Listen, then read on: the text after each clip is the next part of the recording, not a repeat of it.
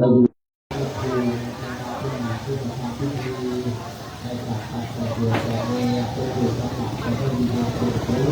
มีมาจากที่คนเกิดคนโลกคนไทยมีการเกิดวิญญาณของพ่อมาอย่างน้อยไปสู่แค่คนใจมากไปสู่ที่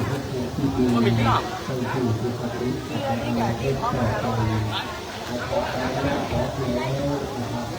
มาจากการที่ที่เราได้เกิดรู้ที่ทำงานให้เกิดประโยชน์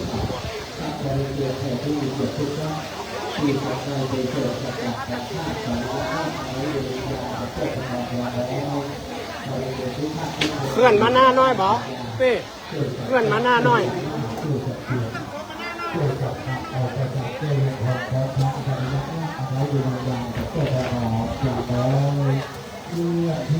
้างมาเป็นยาเพื่อให้ทำโดยปฏิบัติที่นี่เพื่อไปทำการจาพระนักวิจารจาและการปฏิบัตินักวิจารอาลาปอละที่จะสามารถจะเดินทางไปเรื่อยในงานในครั้งนี้ได้ทางเจ้าภาพขอฝากขอบคุณที่พี่น้องขอก่อนวัดนี่ก่อนไว้นี่ก่อนจอดนี่ก่อนฟังฟ้องเถอะ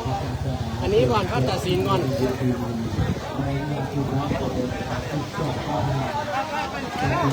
อาลาปอละ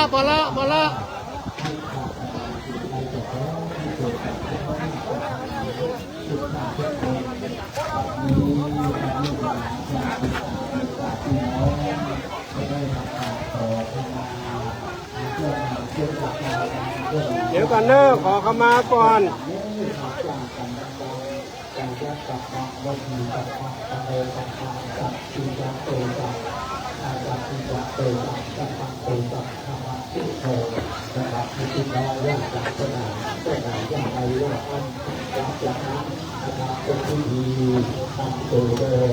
ไปไว้ที่ประจักษ์เชื่อหลวงพ่อ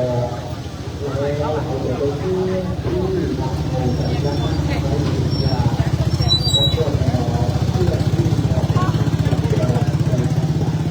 อย่าให้ใครต่อไป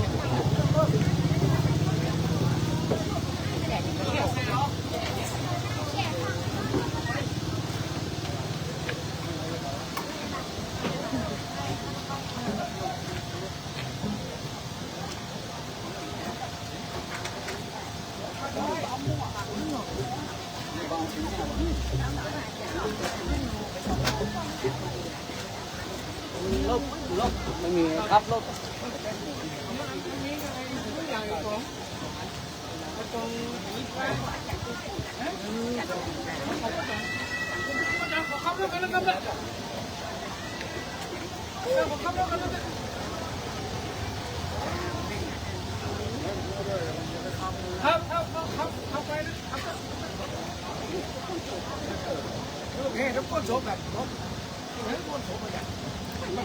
ไปเป็นน้ำแน่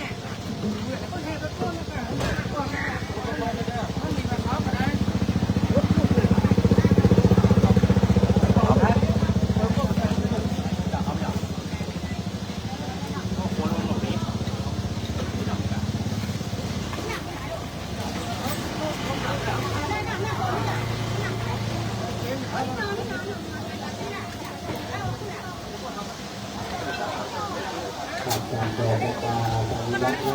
ตลอดการเป็นการเพื่อทำงานอย่างน้อยจุดที่เรียกร้องบนเวทีกับเองกดต่อไปเวลาที่จะไปเที่ยวที่ขอขอบคุณเจ้าหน้าที่ของน้องของนักเรามีหลักฐานที่จะทำนี้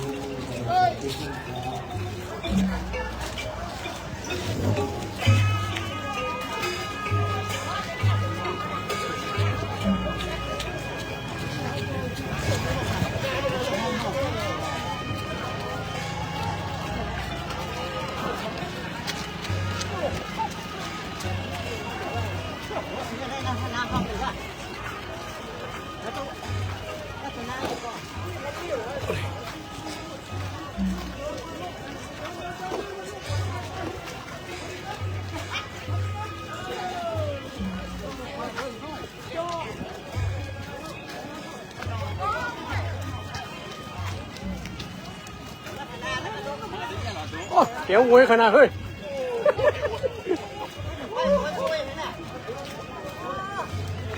มวยแต่มวยว่าเนี่ยจ้าน้อยกะช้าหน่อยเพื่อมวยล้ำ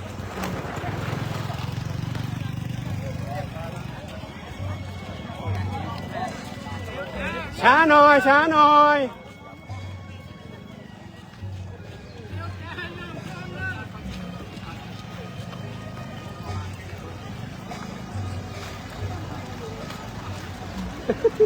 ใจร้อนมวยขนาด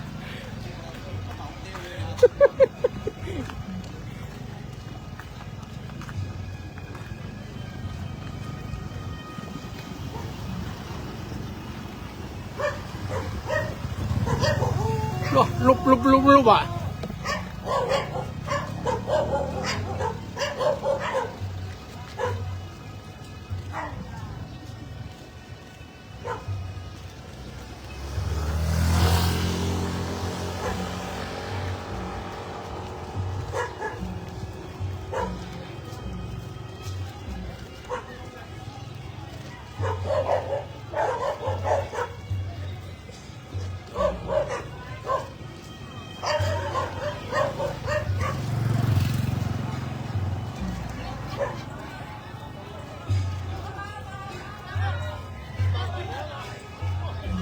เดี๋ยวมวยเฮ้ยอิด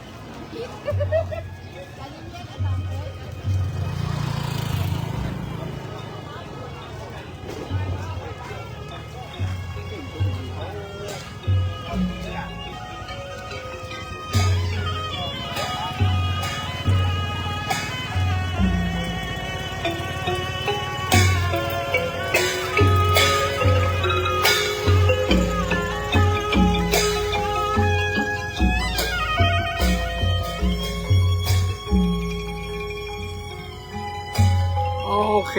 ครับ เดี๋ยวไปเจอที่หน้าสุสาน